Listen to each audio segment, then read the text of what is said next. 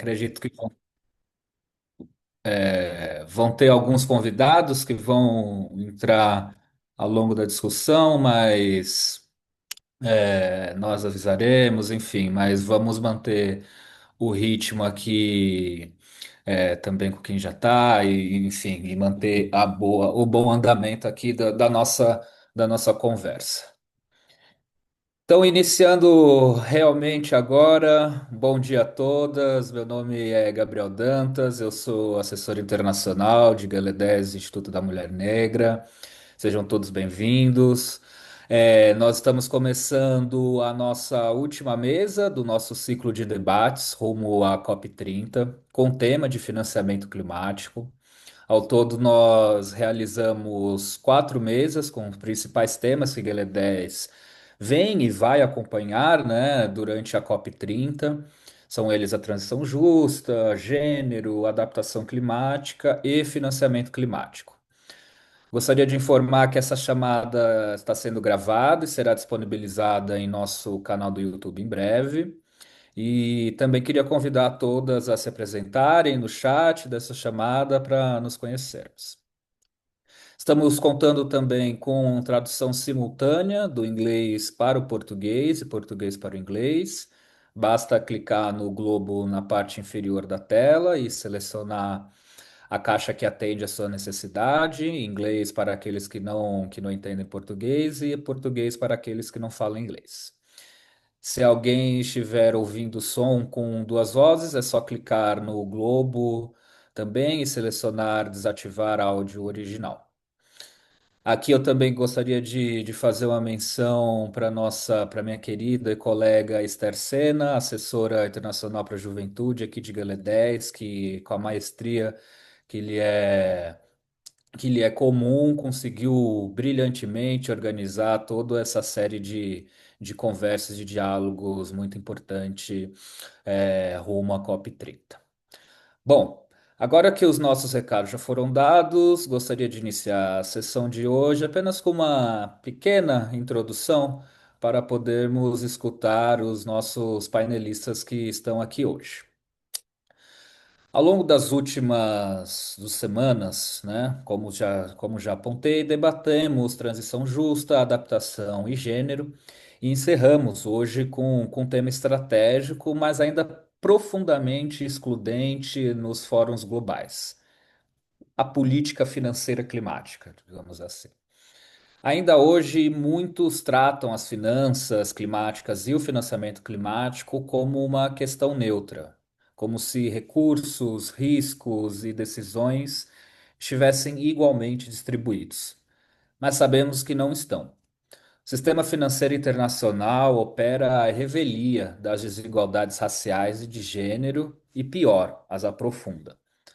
Os instrumentos dominantes hoje no sistema financeiro internacional, com forte presença dos derivativos, que concentram mais de 60% dos ativos globais, canalizam trilhões para lucros especulativos de curto prazo, enquanto territórios negros e periféricos seguem sistematicamente subfinanciados. Essa lógica se reproduz inclusive nas negociações climáticas. Por isso, reafirmamos a centralidade da responsabilidade dos países desenvolvidos, que devem prover financiamento novo e adicional, preferencialmente por meio de doações, instrumentos concessionais e mecanismos não geradores de dívida. Essa é uma demanda histórica dos países do sul global e precisa ser reiterada com força nas rodadas rumo à COP30. Esses compromissos, aliás, não são novos. O próprio Acordo de Paris estabelece em seu artigo 2C que os fluxos financeiros globais devem ser compatíveis com uma trajetória de desenvolvimento de baixa emissão e resiliente às mudanças climáticas. No mesmo sentido, o artigo 9 reafirma que os países desenvolvidos devem liderar a mobilização de financiamento climático com recursos novos, adicionais, públicos e prioritariamente em forma de doações, levando em conta as estratégias lideradas pelos países em desenvolvimento e suas vulnerabilidades. Essas previsões, no entanto, ainda estão longe de ser concretizadas. E essa distância entre o texto dos acordos e a realidade dos territórios se traduz em desigualdade, em atraso e em risco cada vez maiores para populações historicamente negligenciadas. O debate sobre financiamento climático é transversal e não se limita ao âmbito da UNFCCC. Embora esse seja o principal espaço formal onde se discute, por exemplo, o NCQG, né, as novas metas quantificadas coletivas, né, mas vemos essa pauta crescer também dentro do G20, nas articulações rumo à quarta conferência de financiamento para o desenvolvimento e nas recentes reuniões dos BRICS, que aprovaram sua primeira recomendação conjunta sobre financiamento climático, com ênfase em adaptação e acesso justo a recursos pelos países em desenvolvimento. Enquanto se discute a meta de 1,3 trilhões de dólares nas mesas diplomáticas, o que está em jogo é a escolha entre perpetuar uma lógica de caridade e precariedade ou construir um novo pacto global baseado em redistribuição, soberania financeira dos povos e justiça histórica. Se lembrarmos das consequências do tráfico de pessoas escravizadas, que serviu de fonte originária de enriquecimento para diversos países do norte global, essa discussão ainda ganha mais força, especialmente diante de desigualdades raciais e de gêneros enraizadas nas instituições, sobretudo nas financeiras. Aqui no Brasil, por exemplo, a população negra, que é a maioria, vive majoritariamente em zonas de sacrifício. Áreas mais expostas a enchentes, deslizamentos, calor extremo, insegurança alimentar, frequentemente sem infraestrutura básica. E é por isso que o financiamento climático precisa incorporar estruturalmente as perspectivas racial e de gênero. Se não fizermos isso, continuaremos a alimentar mecanismos que operam silêncios institucionais e que inviabilizam uma transição ecológica justa, mas também democrática e transformadora. É com esse senso de urgência e com a esperança de construir caminhos reais para uma justiça climática que também seja racial, econômica e reparatória, que damos início ao diálogo de hoje, que a escuta das experiências e expertises de nossos convidados e convidados nos ajude a transformar essa arquitetura financeira em uma ferramenta viva de emancipação coletiva. Agora eu vou passar para a apresentação breve dos nossos painelistas, que são tão experts em cada área que se eu for ler toda a qualificação, a gente vai tomar bastante tempo, mas inicio com nossa querida Maria Neta, diretora executiva do Instituto Clima e Sociedade. Atuou também no Banco Interamericano de Desenvolvimento e como especialista principal em mercado de capitais e instituições financeiras, e no New Development Bank como chefe da divisão de instituições financeiras e mercados. Rebecca Thyssen, que é líder global de advocacy na Climate Action Network International, tem formação em Direito, orientou seu mestrado em Direito Internacional Público, com foco em Direito Internacional, os Direitos Humanos e Imigração. Também estamos aqui com a presença do nosso querido Davi Bonavides, subchefe da Divisão de Negociação Climática do Ministério de Relações Exteriores do Brasil, o qual vou passar primeiro a palavra a ele por questões de tempo. Davi também muito agradecemos muito a possibilidade dele estar falando aqui conosco nesse diálogo. Com certeza, sua expertise e seus saberes são muito valiosos nessa discussão, e por questão de tempo também, ele precisa assumir outros compromissos. Acredito que podemos iniciar com eles e depois passamos para a Maria Neta e para a Rebeca. E caso os novos convidados vão entrando, eu vou anuncio aqui para vocês. Tá bom? Gente, então, por favor, Davi, meu caro, palavra sua, de 10 a 15 minutos, por favor. Fica à vontade. Gabriel, muito obrigado. Eu agradeço imensamente o convite de estar aqui com vocês, com participantes tão renomadas também, né? A Maria Neta e a Rebeca Thyssen, que são atores fundamentais aí nos debates de clima, que já vem acompanhando o tema há bastante tempo. Agradeço também a presença de todos. É muito importante para a gente estar sempre tendo esse contato com as representações da sociedade civil. Eu estou aqui presente justamente numa reunião de consultas que está sendo feita aqui em Brasília com a sociedade civil, preparatória já para as reuniões dos órgãos subsidiários em Bonn. Então, falando um pouco mais especificamente sobre a agenda de financiamento, vocês devem saber que na COP passada foi adotada essa meta, né, o objetivo coletivo quantificado de financiamento climático, que, sendo muito transparente, ficou bem aquém do que aquilo que os países em desenvolvimento esperavam, mas essa é a base que nós temos hoje para trabalhar o futuro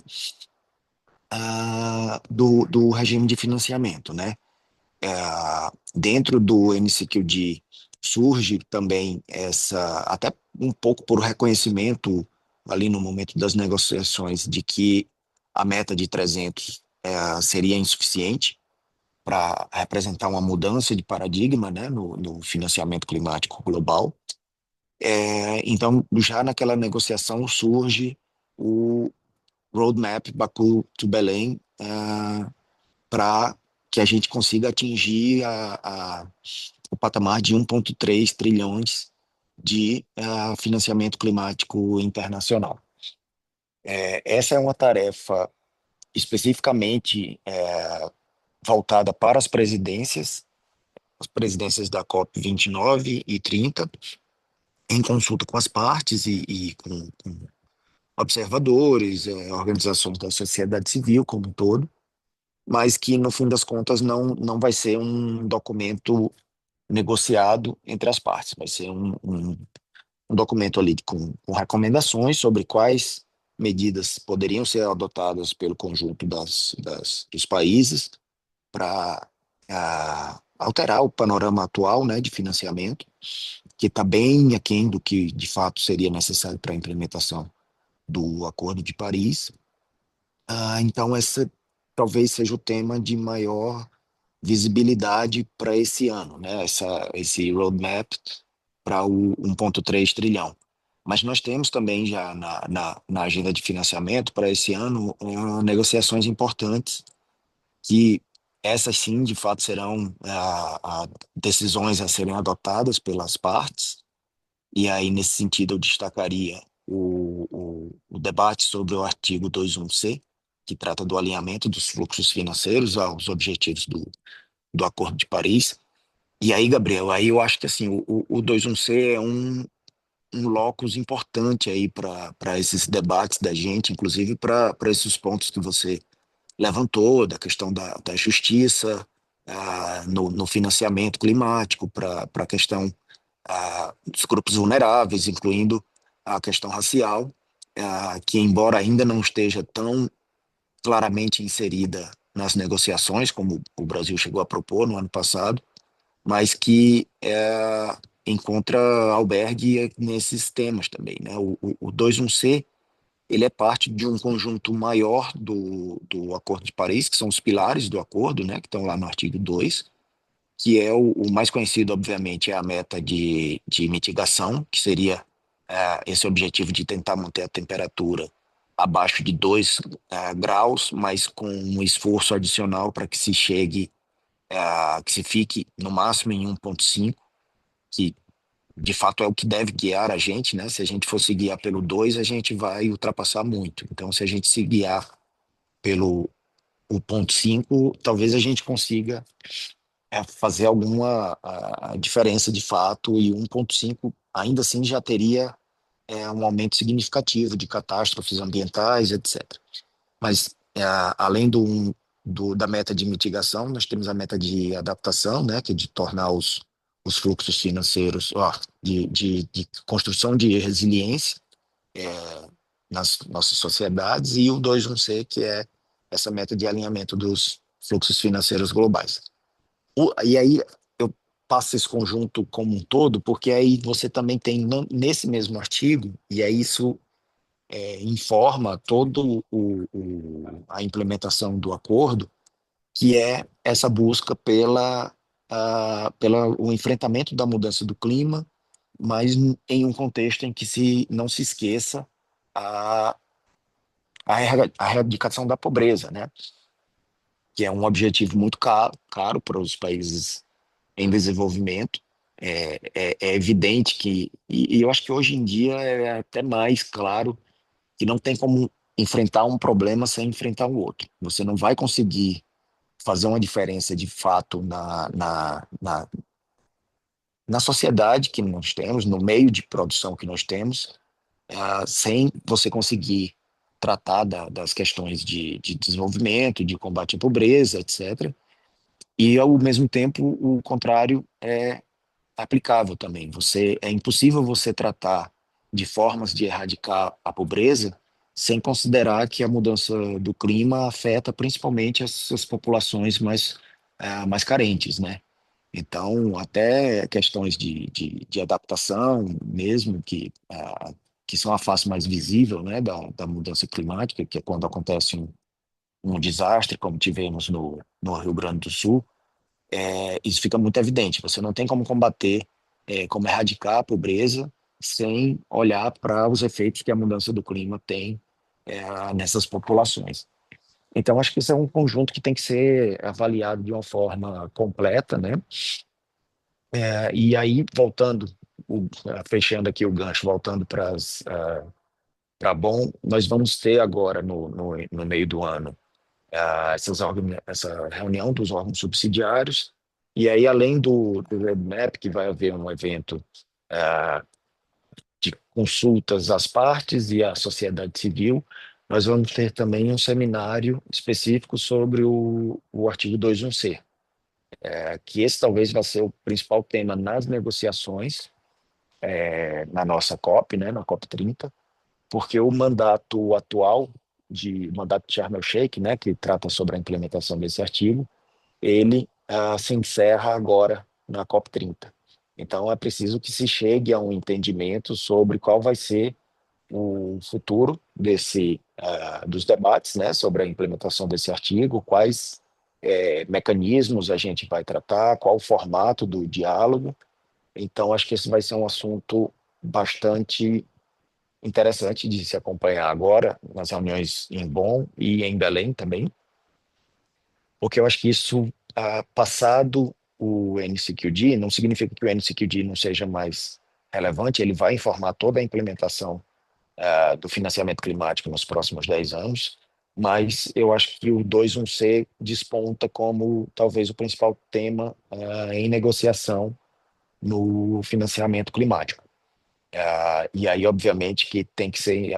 O Brasil tem uma postura muito clara com relação a esse artigo, que é de transformação do sistema financeiro internacional, da arquitetura financeira como um todo, para que ela realmente seja voltada à erradicação da pobreza e ao combate à mudança do clima. Então, para a gente é uma ferramenta importantíssima do acordo, sem a qual os outros objetivos não serão cumpridos, e que trata de reformas profundas no sistema financeiro, na forma que nós organizamos a produção como um todo. Eu acho que, então, esses dois temas vão ser certamente os de maior visibilidade nos debates sobre financiamento, e os dois trazem em seu DNA essas questões de desenvolvimento e de combate à pobreza. E aí, novamente, acho que é uma janela de oportunidade que nós temos de continuar batalhando, tentar continuar o diálogo com outras partes, para que a questão racial seja também refletida nesses debates, né? Acho que hoje a questão de gênero, embora ainda com muitas dificuldades, mas ela já tem um espaço mais claro nas conversas sobre a convenção e o acordo, mas a questão racial ainda é um desafio, né? Então, acho que nós precisamos continuar trabalhando aqui, encontrando os mecanismos, os pontos onde a gente conseguir abrir esse espaço para que se torne algo mais aceitável para o conjunto dos países e para que a gente consiga trabalhar em soluções concretas e inserir, de fato, esse tema no debate. Enfim, eu acho que, tratando de uma forma um pouco mais resumida, acho que seria isso. Também não quero ocupar todo o espaço das demais panelistas, mas fico à disposição de vocês para eventuais comentários, dúvidas e contribuições que vocês tenham. Obrigado. Obrigado, meu caro Davi. Sim, excelente fala. Acho que muito importante, ainda mais para nós, sociedade civil, que vai estar presente, né, nesses espaços de discussão, seja em bom, seja em cópia. É importante saber da prioridade, né, que o 21C vai ter nesse conjunto todo, né, e a importância dele, né, para a negociação, para a questão de financiamento, que é evidente, né, mas só salientando um ponto que você acabou mencionando a respeito do desastre no Rio Grande do Sul, que inclusive foi objeto de relatório, né, da Comissão Interamericana de Direitos Humanos e que, inclusive, ressaltou nesse relatório realmente o impacto do racismo ambiental, né, na questão do desastre que aconteceu no Rio Grande do Sul, né, o que só salienta, né, essa questão de que nós precisamos ter um olhar atento aí para as populações historicamente marginalizadas. Mas, meu Davi, muito obrigado, excelente. Acho que você fica ainda um pouquinho mais aqui com a gente, mas enfim, agradeço também toda a disponibilidade aí. Sei que a agenda deve estar muito corrida, né? Mas obrigado mesmo pelas suas palavras. Agora, Gabriel, posso sugerir uma coisa? Eu vou precisar voltar lá para a sala das reuniões, mas tá, aí eventuais perguntas, tal, vocês podem mandar pelo WhatsApp, né? Via, ou você ou a Esther podem enviar, e aí eu tento ali durante a reunião mesmo, tento mandar alguma resposta, pode ser? perfeito, e inclusive incentivo aqui a quem estiver acompanhando também colocar, se tiver alguma pergunta específica ao Davi, pode colocar no chat, a gente encaminha e a gente tenta aproveitar ainda a presença dele aqui. Mas de qualquer forma, muito obrigado, Davi. Eu que agradeço, Gabriel. Tchau, tchau. Tchau, tchau. Bem, sem mais delongas, vou passar agora para Maria Neto, por favor, querida. O tempo está com você. Sempre um prazer ouvir você. Obrigado, pessoal. Então, eu vou tentar começar minha fala aqui. Tenho que dar uma andadinha, então, se der uma cortada, vocês me avisam, tá? Obrigado, primeiro, queridas, queridos, muito obrigado por esse convite. É um prazer para o Ix estar aqui para conversar um pouco com vocês sobre essa agenda, das finanças climáticas. Eu acho que você fez uma excelente introdução sobre a questão das finanças climáticas, a questão, de igualdade, e, em particular, quando a gente olha as pessoas mais vulnerabilizadas, as pessoas negras, as mulheres, mas, claro, ainda no nosso caso, no Brasil, a gente ainda tem a situação das comunidades locais, indígenas, quilombolas e muitas outras populações que muitas vezes não têm o acesso ao financiamento em geral e ao financiamento climático em particular. E que eu queria ressaltar, além talvez do processo das negociações, em que momento que a gente está nessa agenda das finanças do clima. Na discussão anterior, né, o Ministério estava comentando que a gente já mais ou menos, digamos, chegou a uma conclusão lá em Baku sobre quais seriam as metas, digamos, em grandes números de apoio ao financiamento climático. Essas metas, o final das negociações levaram a uma desconfiança grande, na verdade, entre os países, porque elas foram muito aquém do ponto de vista, não necessariamente só em número ou tamanho, mas em responsabilidades. Então, a gente vê que os países que historicamente, de fato, contribuíram mais a emissões, tiveram um posicionamento bastante limitado em termos de proposta de quanto eles colocariam de recursos públicos adicionais internacionais, em particular os países mais desenvolvidos. E a gente vê também uma frustração saindo de Baku, apesar do acordo, que foi o acordo possível, né? Sobre também um entendimento, e é isso que talvez eu vou querer conversar um pouco mais, sobre o uso e o acesso aos recursos, tá? E aí eu acho que assim, de fato, a gente está passando agora por um momento da convenção em que a COP30, no fundo, vai estar discutindo o que a gente vai fazer nos próximos 30 anos, entre 2025 e 2035, para implementar essas metas que o ano passado foram de 1,3 trilhões de dólares por ano em 2035, para países em desenvolvimento, outros que não sejam a China. Isso é um número muito grande, parece grande, mas no final, se a gente olhar aqui, isso é para uma boa parte da população do mundo, não necessariamente é tão grande assim. E também tem outras metas importantes que saíram, né, de Dubai, na COP anterior, com relação ao que a gente precisa fazer para escalar a ambição também, para reduzir emissões e também para adaptar a mudança do clima. Quais são os problemas que a gente vê com relação a essa implementação desses trilhões, né?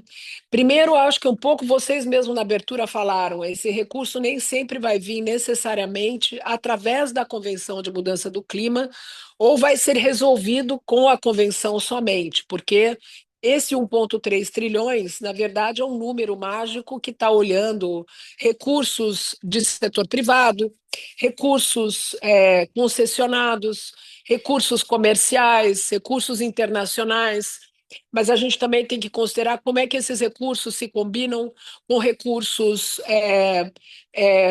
privados, públicos, mas também domésticos, né? Então, no fundo, quando a gente está falando da mobilização de recursos, a gente está falando de diferentes fontes de recursos, e quando a gente fala diferentes fontes de recursos, provavelmente a forma de alavancar e mobilizar esses recursos vai ser muito diferente, se a gente está falando no mercado doméstico, como brasileiro ou internacional. E também relacionado a cada um desses fundos, tem uma discussão de responsabilidades distintas. O recurso público deveria ser usado substancialmente para catalisar e para cobrir ali onde o setor privado não tem interesse de entrar, tá certo? O recurso privado ele vai ter sempre uma lógica de retorno e de risco.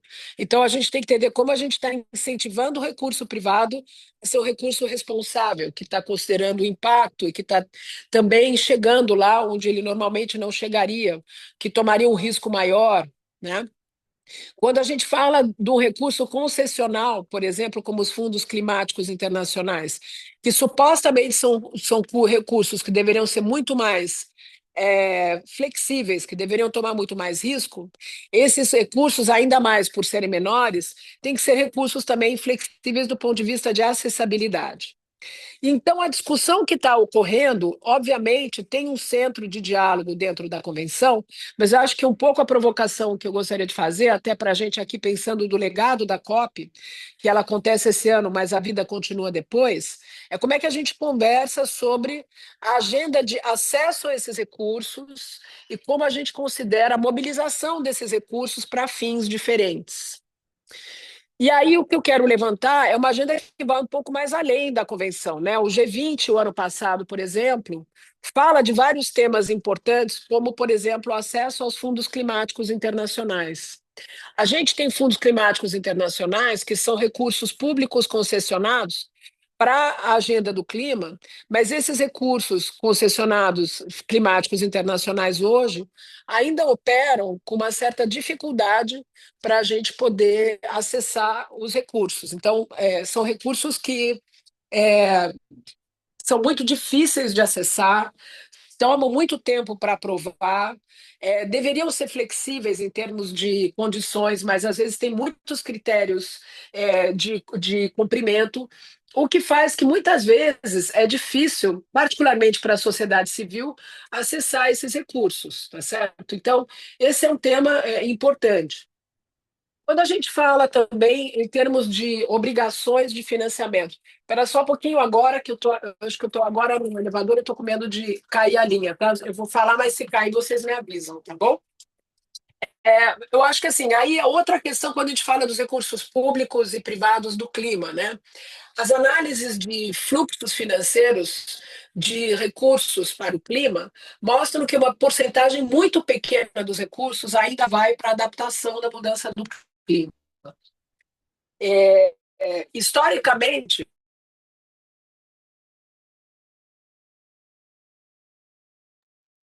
Agora, para mim, aqui travou, mas vamos esperar que eu acho que a Marianeta ela vai voltar já já. Tava estranhando o sinal dela muito bom no elevador, mas para os países mais pobres, mais vulneráveis, né, a gente, né, não pode deixar de pensar que para eles o clima, o impacto do clima, o custo do clima é muito maior que para uma população que tem mais capacidade de resiliência ou um país mais rico, certo? E aí, a questão de não ter o financiamento para a resiliência é um problema muito sério, inclusive para o desenvolvimento dos países, tá? Espera só um minutinho aqui.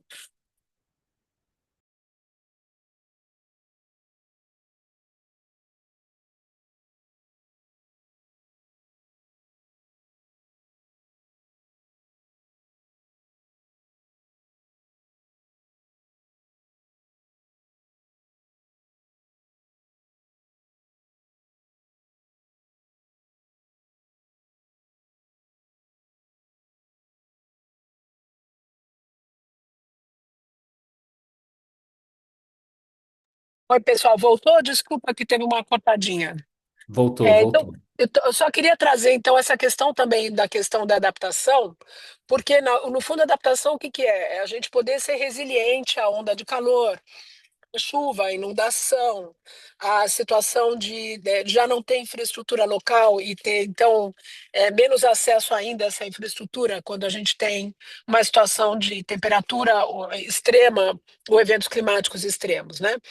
Então, assim, e quando esses eventos acontecem, a gente falou da inundação no sul, do Brasil, mas não precisa ter só inundação do sul do Brasil, não. A gente pode ter onda de calor também aqui na periferia, no Rio de Janeiro, tá certo? Quando a gente tem essas situações, o custo para quem tem menos qualidade de vida é obviamente maior. E a capacidade de ser resiliente e responder a essa situação é maior. E isso acontece a nível global.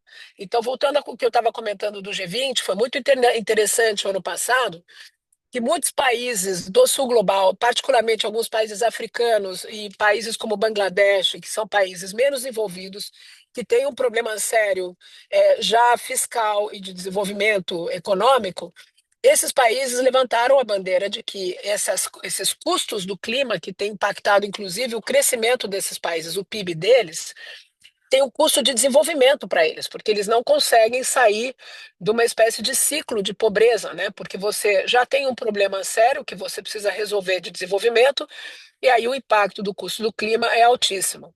E aí eu vou dar um outro exemplo de por que que a gente precisa começar também a olhar aí o setor privado e não só o recurso concessionado. No caso, a gente pegando de novo a inundação do Brasil ano passado, apenas 5% das infraestruturas foram asseguradas.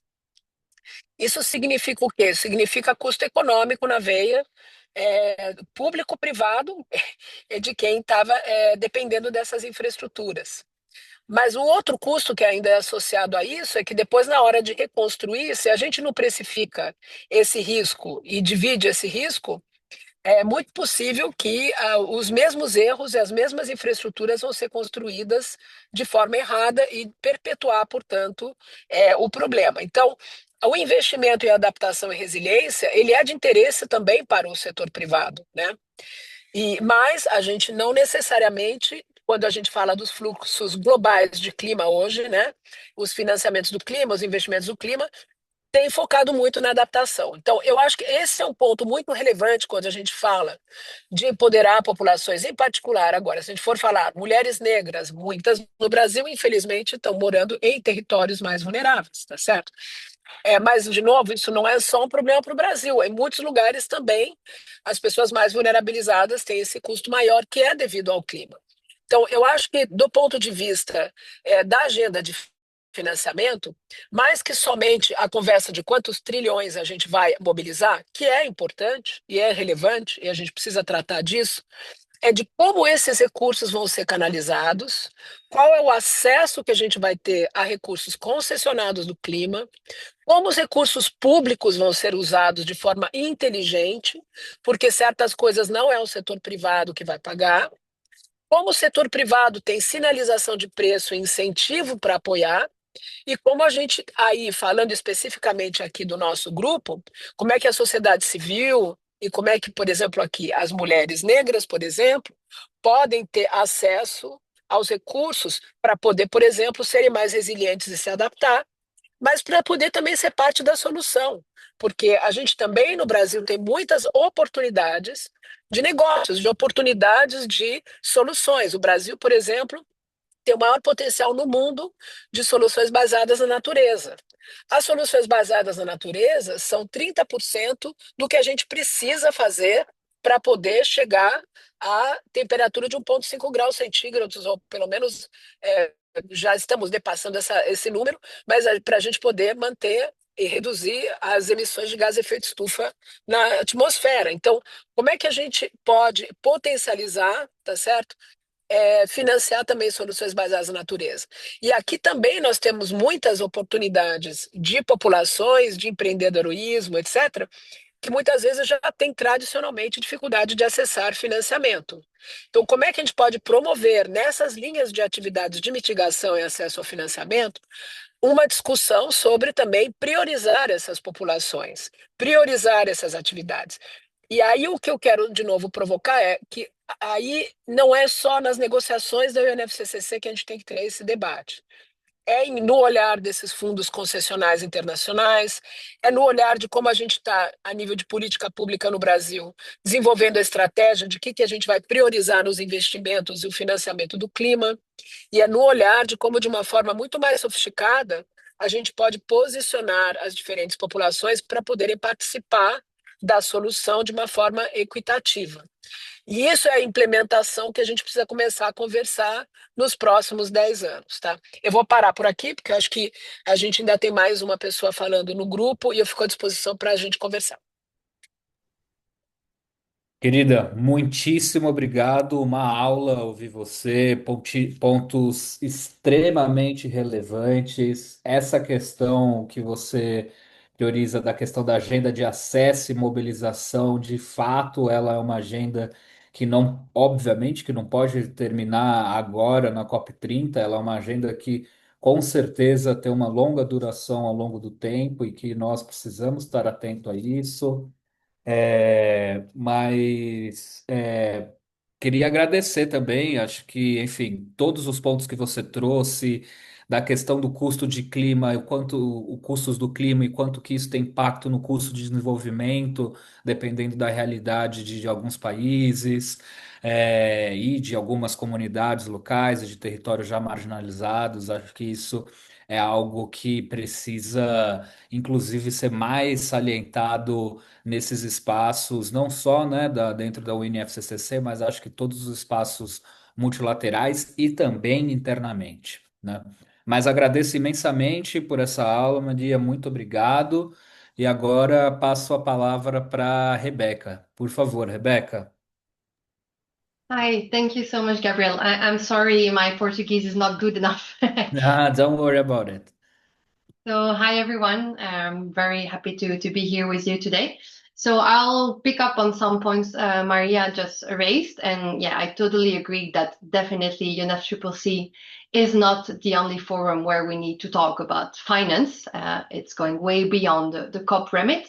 But maybe just to structure my thoughts, I will focus first on what's happening in the context of the COP and on the road of COP30. So, we're looking specifically at climate finance.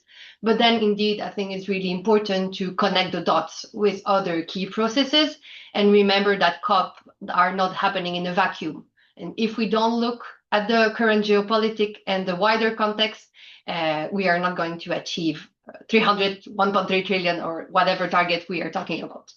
But just focusing first on climate finance.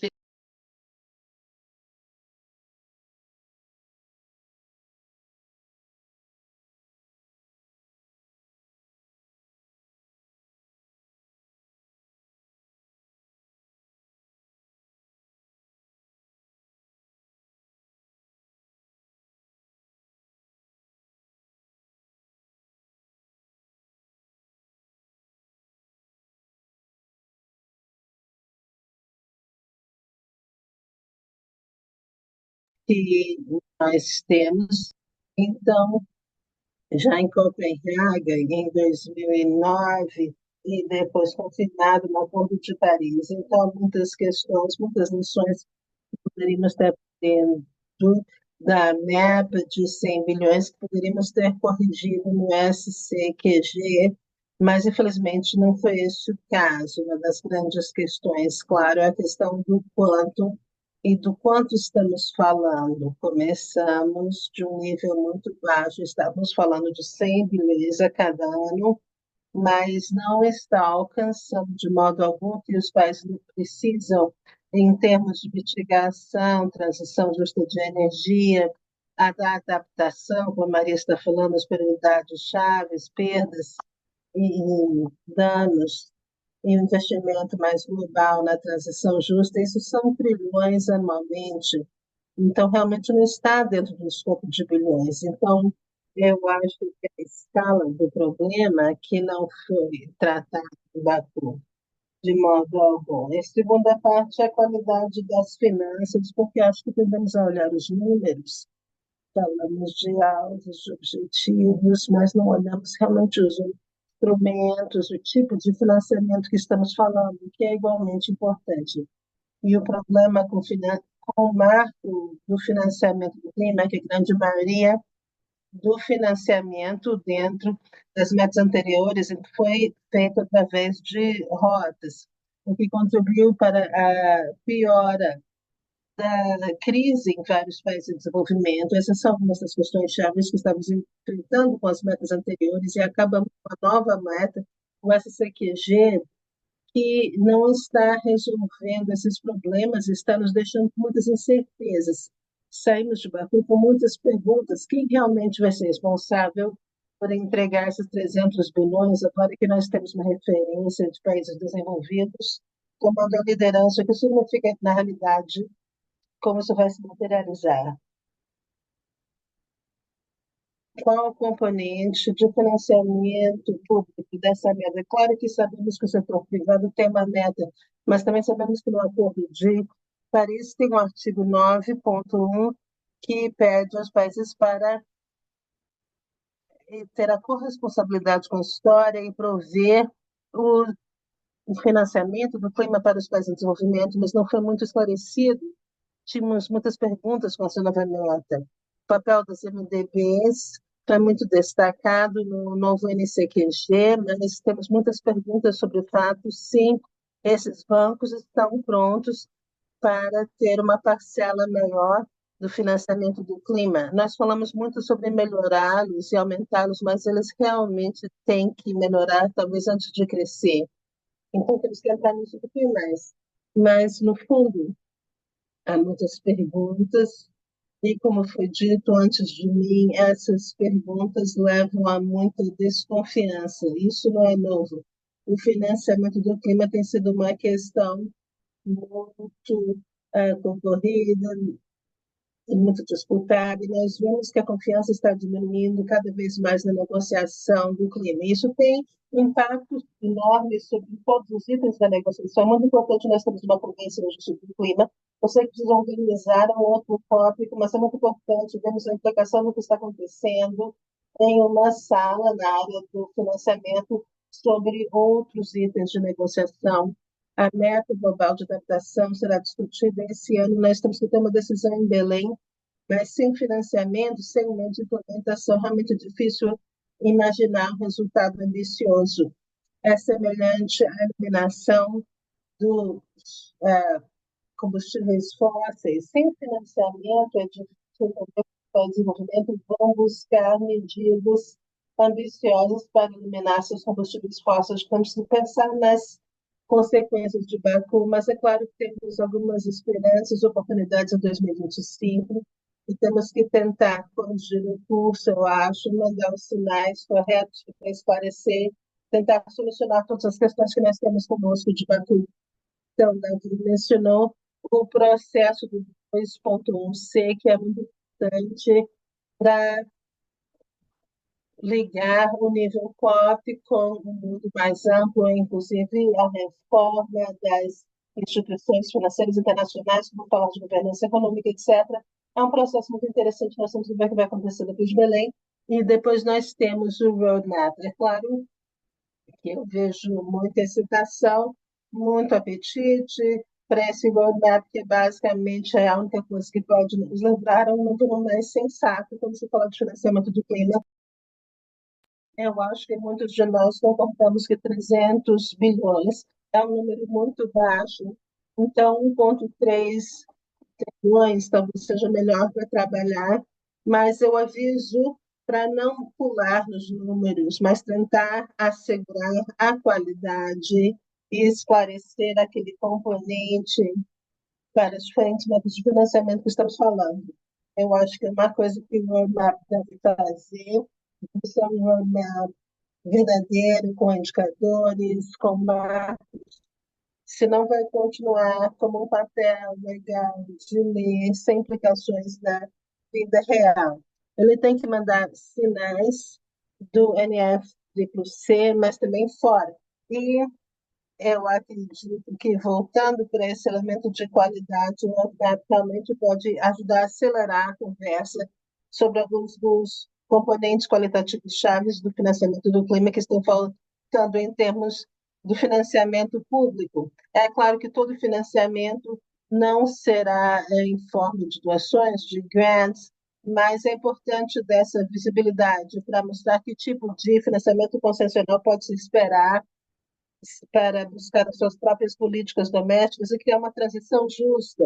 Eu acho que é importante também que o roadmap considere o fato de que ainda não temos nenhuma definição de financiamento do que estamos em 2025 e não sabemos realmente do que estamos falando ainda. E isso não é coincidência. Eu estou feliz em discutir mais sobre a política do financiamento do clima, mas o fato de não haver definição é intencional.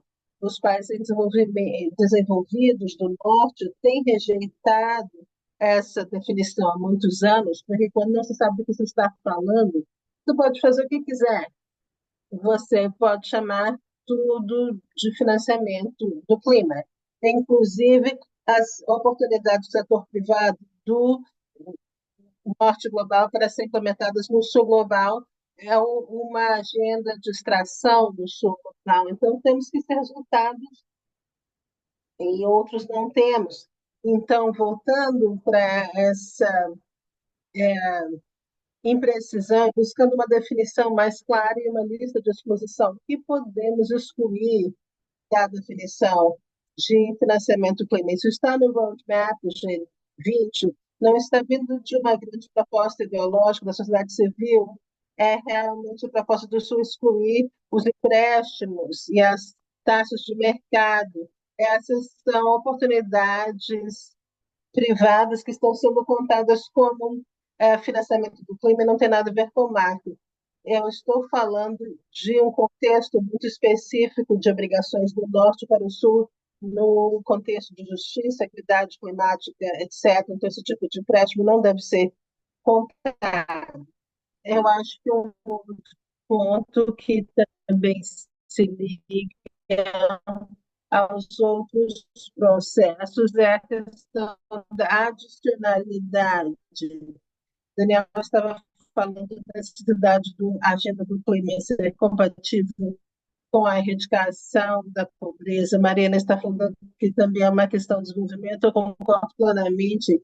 O problema é que, quando olhamos como o financiamento do clima é contado, está desviando fundos da ODA, da assistência oficial de desenvolvimento, para ser contado no financiamento do clima. Significa, na prática, que os países contribuintes não estão dando mais dinheiro, estão só contando o mesmo orçamento duas vezes. Então, claro que é contrário a todos os compromissos internacionais, que são os únicos que fazem as regras e decidem a metodologia de accountability.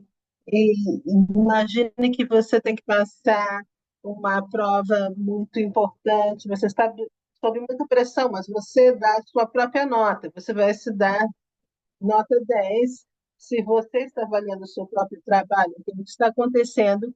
Então, nós temos que encontrar uma maneira de ter mais transparência e regras equitativas e também de garantir que o desenvolvimento financeiro esteja contado e financiamento climático seja adicional a isso, devido à transparência, visibilidade para os países em desenvolvimento e uso de orçamentos.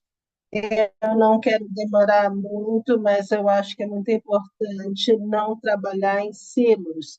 Então, Maria estava falando da bolha da COP, nós estamos muito envolvidas nisso. Acho que daqui a o Gabriel, com o novo marco de financiamento climático, tem a quarta conferência de financiamento do desenvolvimento, que vai ser logo depois de Bonn. Eu quero falar que o financiamento climático é realmente uma questão financeira, mas amplamente está funcionando. As regras são feitas pelos governos do norte global devido ao seu legado colonial, são dominados pelos mesmos poderes. Então, significa que quando você olha a arquitetura das cooperações internacionais de impostos, de comércio, etc., não beneficia a agenda do clima e do desenvolvimento para o Sul. E se não tratarmos disso, também poderemos ter a meta perfeita da UNFCCC, mas não vai alcançar muita coisa. Então, eu acho que é interessante também que o roadmap esteja ligado aos outros aspectos que estão sendo defendidos pelo Sul Global, pelo G77 em outros fóruns. Eu só quero falar de um, há muitos, que é a sua ligação. Bem, 2025 é um ano muito importante para isso, porque temos a presidência da África do Sul do G20, porque a crítica da dívida está ficando fora de controle no sul global. Nós temos que fazer um pensamento coletivo e realmente buscar medidas significativas em torno da sustentabilidade no contexto do NFP, o chamado que vem do sul global, ligado pelo OCIS, pelo Grupo Africano, a União Africana, recentemente também publica uma publicação sobre isso, é a Convenção da ONU das Dívidas. Realmente reformar a maneira que as dívidas são tratadas por instituições atuais, basicamente o NCG e o G20, e levar isso a outro nível para dar aos credores e devedores a mesma capacidade de se expressar nessas negociações. É claro que a ideia é ser mais sistêmico e ter um pacote de pedidos sobre o marco da Convenção da Dívida da ONU. Isso também significaria um espaço físico maior para os países em desenvolvimento e mais ação do climático. E como ativistas do clima também devemos manter em mente essas lutas pela justiça econômica e ligar a essas questões também. Acho que vou parar por aqui. Estou disponível para responder perguntas. Obrigada.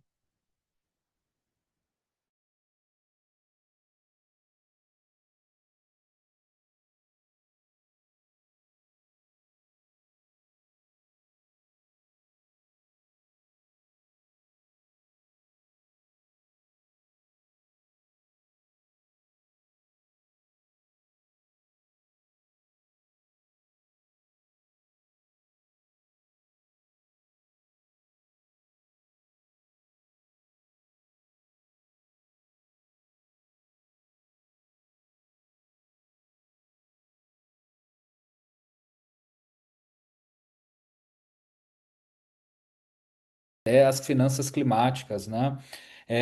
Você mencionou, por exemplo, a questão da quarta conferência, né? Que é um espaço, a quarta conferência de financiamento para o desenvolvimento.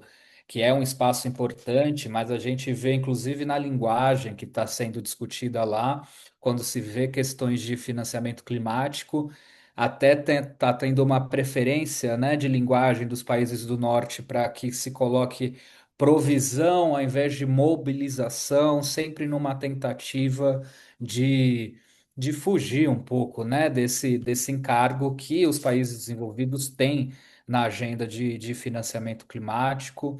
Mas uma coisa importante que você mencionou também, dessa questão da conferência para tratar da dívida, né, dentro do sistema da ONU, né?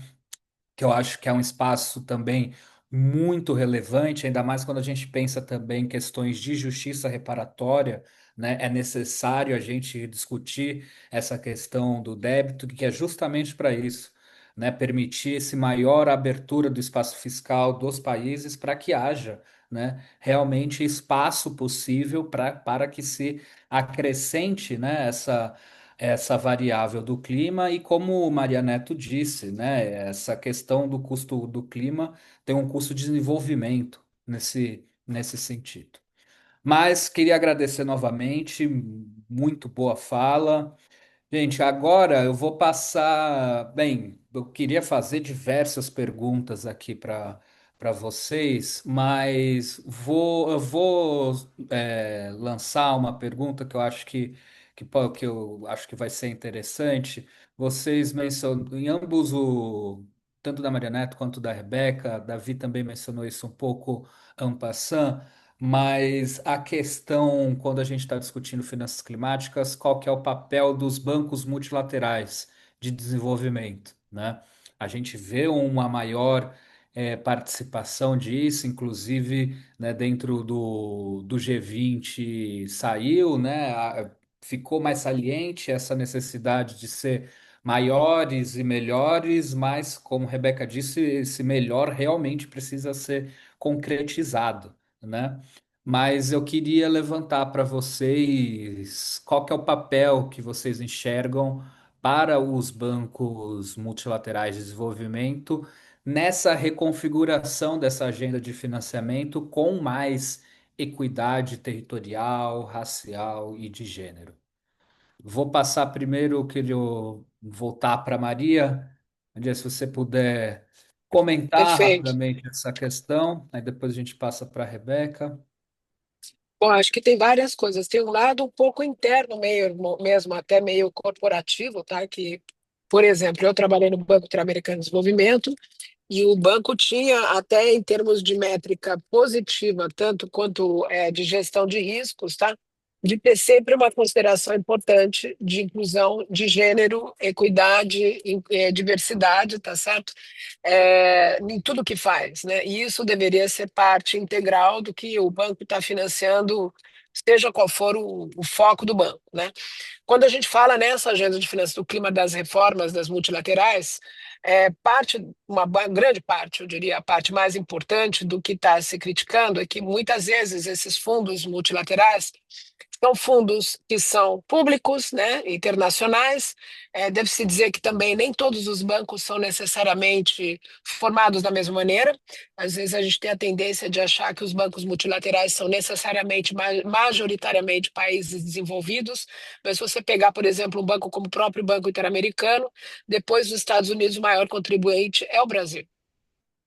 E a gente até tem que começar a olhar os multilaterais de uma forma diferente, porque hoje, além dos bancos Bretton Woods tradicionais, você tem, por exemplo, o Banco Asiático de Infraestrutura, que já está operando fora da Ásia, opera inclusive no Brasil, ou o BRICS, o New Development Bank, ou, por exemplo, bancos regionais, como é o caso da CAF, o Banco Islâmico, tá? Que tem uma composição de shareholders, de donos dos bancos, que não são necessariamente os países mais envolvidos, né? Então, é muito importante tomar consciência também que o Sul Global hoje tem um papel bastante maior do que ele teve historicamente nesses bancos multilaterais. É óbvio que quando a gente está falando da reforma, muitas vezes o foco tem sido mais os Bretton Woods, que é o Banco Mundial, e os irmãos regionais, né, o Banco Interamericano, africano e asiático, mas, como eu disse, tem muitos outros bancos multilaterais hoje operando. E quando a gente está falando da reforma, basicamente é que esses bancos, se têm recursos públicos, deveriam tomar muito mais riscos do que eles tomam hoje. E aí tem uma coisa que é, porque são bancos, né? Eles têm que ser regulados de alguma forma, eles têm que tomar cuidado com o capital deles. Bancos fazem empréstimos, então tem que ser muito claro que assim, a maior parte do que o banco faz em termos de operações não são recursos não reembolsáveis, são recursos que têm um custo, tá? Então que alguém está fazendo uma dívida para tomar esse recurso. Mas esses recursos que eles disponibilizam poderiam talvez ser dívidas ou tomar riscos ou ter um tipo de concessionalidade que deveria ou poderia ser muito mais flexível para estimular, por exemplo, o que a gente estava conversando antes, investimentos em atividades de adaptação climática, investimentos que priorizem populações mais vulnerabilizadas, programas que possam, se for para a gente falar do setor privado, alavancar o setor privado em áreas onde eles não estão entrando, tá certo? Então, assim, a provocação, quando a gente fala da reforma das multilaterais, de um lado, é que eles poderiam usar o capital deles para tomar mais risco, mas requer uma conversa séria dos donos desses bancos aceitarem, né? E o sistema regulatório também, de que esses bancos têm um papel justamente de tomar mais risco, portanto, de ter que a gente considerar como é que a gente trabalha com eles para eles poderem é, atuar de uma outra forma.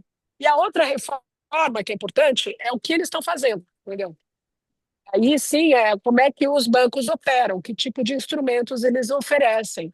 Porque se eles podem mobilizar e tomar mais riscos, talvez eles possam dar financiamento e fazer mais acessível o financiamento às populações, como a gente estava falando, que nem sempre tem.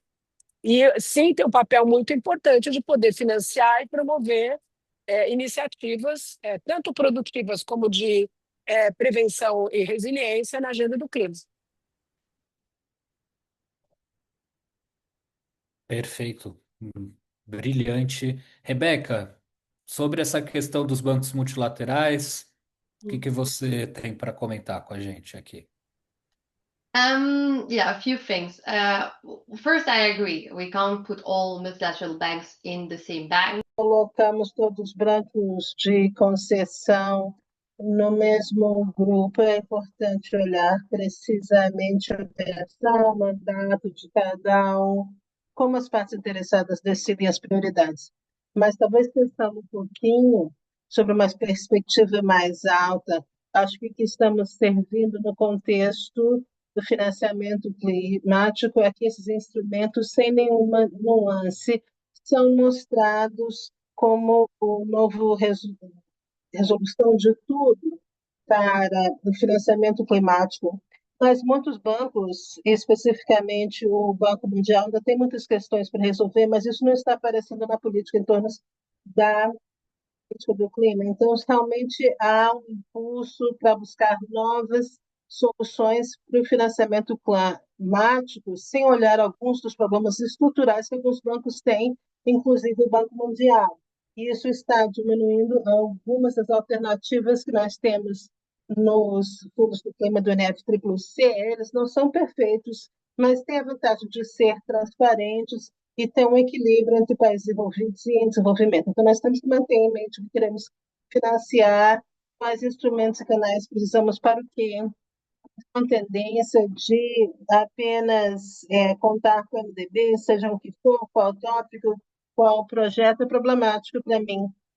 Se olharmos apenas o Banco Mundial especificamente, talvez possam seguir o que aconteceu recentemente no Estados Unidos, que estão vendo que as instituições do Banco Mundial, a FMI, não devem estar mais focando no clima. Então, isso muda muito a abordagem do tema, todos os diretores, as partes interessadas, e tomaram cuidado de não mencionar mais o clima, que vai ter muito impacto sobre a sua política interna.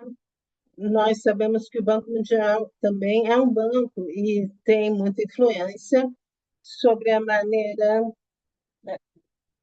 que opera, sobre as condicionalidades dos países, sobre os empréstimos que têm que ser repagos. Então, é claro que também está aumentando a situação do endividamento. A coisa, quando falamos especificamente do financiamento do clima, os meus colegas têm analisado por alguns anos como o Banco Mundial tem relatado sobre o financiamento do clima, que tem um papel a desempenhar nisso. E tem muitas perguntas sobre a sua metodologia e como relatam o seu financiamento climático. Então, voltando para a questão que eles queremos que eles realmente aumentem, porque não, nós temos que ter algumas garantias em termos de transparência, de respeito aos direitos humanos, de não investir mais em combustíveis fósseis, porque o Banco Mundial estava mostrando o gás como uma alternativa sustentável para a transição energética. Então, quando se sabe isso, eu acho que é realista fazer algumas perguntas antes de pular para essa solução.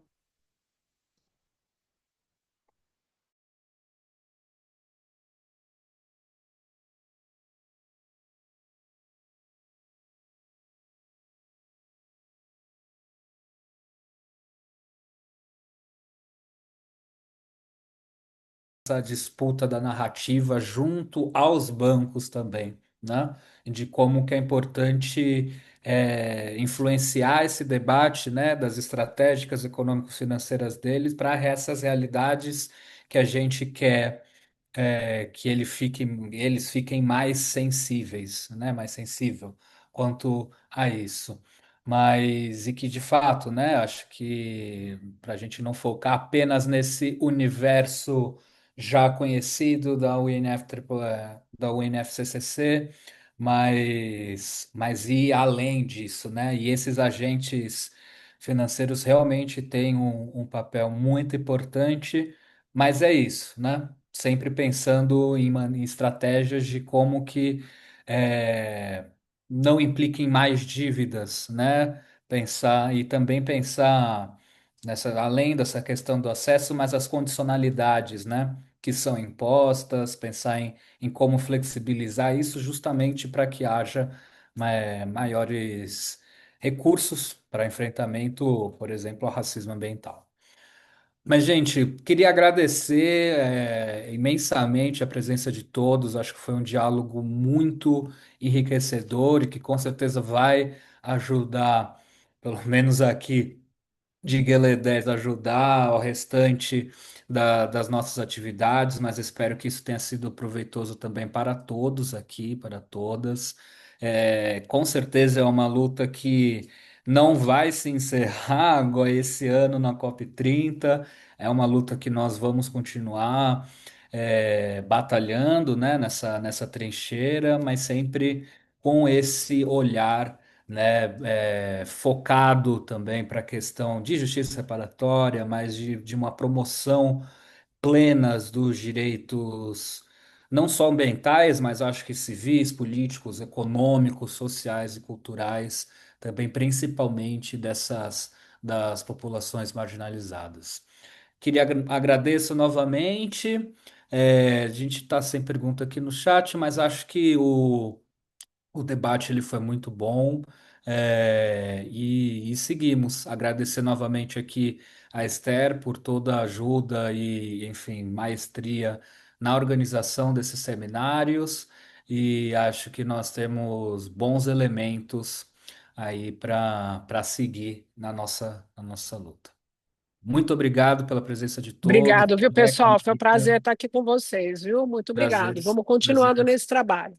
Com certeza, com certeza. Um abraço, pessoal. Obrigado. Bye bye, Rebecca. Thank you very much. You see each other in Bonn. See you there. Thank you.